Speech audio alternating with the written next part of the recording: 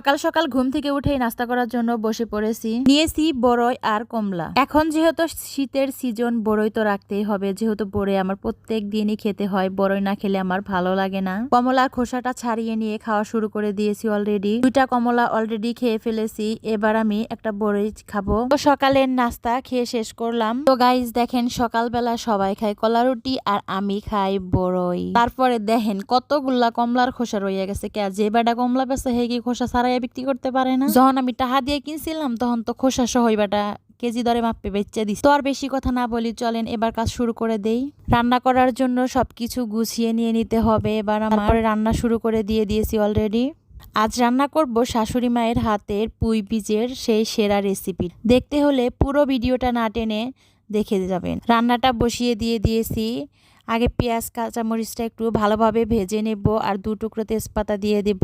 তারপরে কালো জিরা দিয়ে ভেজে তরকারিতে একটু কষিয়ে নেওয়ার জন্য একটু ঝোল দিয়ে দেব। তারপরে পুঁই শাকের বীজগুলো দিয়ে দিব। দিয়ে নেড়ে চেড়ে ভালোভাবে ঢাকনা দিয়ে ঢেকে দিয়ে দেব।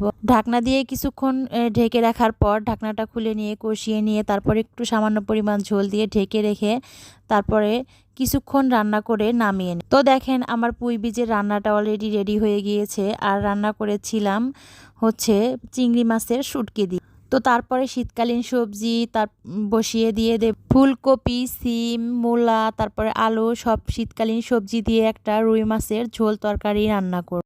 এর জন্য পেঁয়াজ কাঁচামরিচ একটু ভেজে নিয়ে কষানোর জন্য ঝোলটা দিয়ে সামান্য পরিমাণ তরকারিটা দিয়ে ভালোভাবে কষিয়ে নেড়ে চেড়ে ঢাকনা দিয়ে ঢেকে রেখে দেব।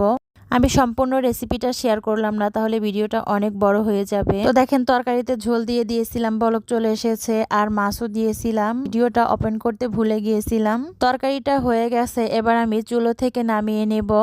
আর দুপুরও যেহেতু হয়ে গেছে, ক্ষুধাও অনেক লেগেছে, এবার খাওয়ার জন্য রেডি করে নেব। দেখেন গাইস, এবার আমি খাওয়া শুরু করে দিয়েছি অলরেডি। ক্ষুধা যেরকম লেগেছিল ঠিক আমি খুব দ্রুত খেয়ে নিচ্ছি।